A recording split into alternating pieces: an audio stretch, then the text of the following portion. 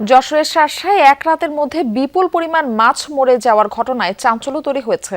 ঘের মালিকের দাবি, বিদ্যুৎ বিভ্রাটের কারণে সরবরাহ করা যায়নি অক্সিজেন, তাই মারা গেছে মাছগুলো। কিন্তু মৎস্য বিভাগ বলছে, বৈরী আবহাওয়ায় পানির তাপমাত্রা ও গুণগত বৈশিষ্ট্যের পরিবর্তন আসতে পারে।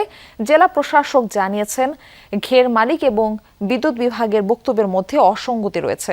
প্রকৃত কারণ উদ্ঘাটনে তদন্ত কমিটি গঠন করা হয়েছে। বিশাল জলাধারে পানির ওপর ভেসে আছে অসংখ্য মৃত মাছ। কোথাও পচে বের হচ্ছে দুর্গন্ধ। দীর্ঘদিনের পরিশ্রম আর বিনিয়োগ শেষ হয়ে গেছে এক রাতের ব্যবধানেই। যশোরের শার্শা উপজেলার বাহাদুরপুর ইউনিয়নের রায়পুর সোনামুখ বিলের স্বজনের ঘেরের চিত্র এটি। ঘের মালিকের দাবি, রাতে ৪৫ মিনিট বিদ্যুৎ না থাকায় অক্সিজেন সরবরাহ করা যায়নি। ফলে মাছগুলো দুর্বল হতে শুরু করে, এক পর্যায়ে মারা যায় মাছগুলো। ৬০ লক্ষ পাবদা, ১৪টাই কেজি, আনুমানিক বাজার মূল্য ১৫,৫০০ টাকা। এই মাছ আমার বিগত ২২ তারিখে বিদ্যুৎ সংকটের কারণে এক রাতে অক্সিজেন শর্ট করে মারা যায়। মাত্র ৪৫ মিনিট বিদ্যুৎ না থাকায় এত মাছ মরে যাওয়ার ঘটনায় বিস্মিত এলাকাবাসী। তবে মাছের এই মড়কে উদ্যোক্তাদের পাশাপাশি শ্রমিক ও ব্যবসায়ীরাও পড়েছেন ক্ষতির মুখে। হঠাৎ করে শুনলাম যে এখানে অক্সিজেন ফেল এবং বিদ্যুৎ বিভ্রাটের কারণে মাছগুলো মারা যাচ্ছে। আমরা সকালে এসে যেটা দেখতে পেলাম সরেজমিনে, প্রায় ৪৫০ থেকে ৫০০ মন মাছ মারা গিয়েছে এবং মাছ মরে পচে দুর্গন্ধ ছড়াচ্ছে। আমরা তো পুরো হতবাক। পানির উপরে ফুলের মতো মনে হচ্ছে মাছ সব ফুটে আছে।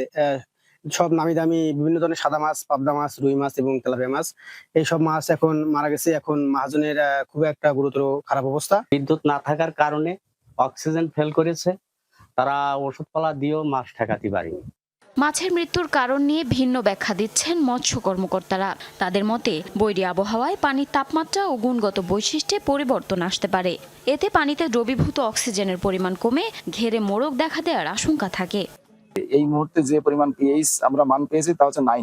এটা বিকালের দিকে আরো বাড়বে, তাই এটাও একটা কারণ। এবং অক্সিজেনের যে ডেফিসিট আবহাওয়াগত কারণে প্রাথমিকভাবে এইটাই আমাদের মনে হয়েছে মাছ মৃত্যুর অন্যতম প্রধান কারণ। ওনার ৪২ একর পরিমাণ ওয়াটার বডি, সেখানে মাত্র ৪টি বা ৫টা অ্যারিয়েটার আছে।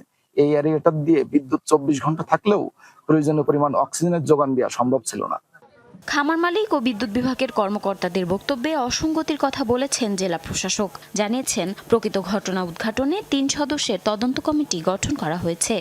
ঘের মালিকের যে বক্তব্য, তার সাথে বিদ্যুৎ বিভাগের যে কর্মকর্তা, বক্তব্যের পারস্পরিক অসঙ্গতি আছে।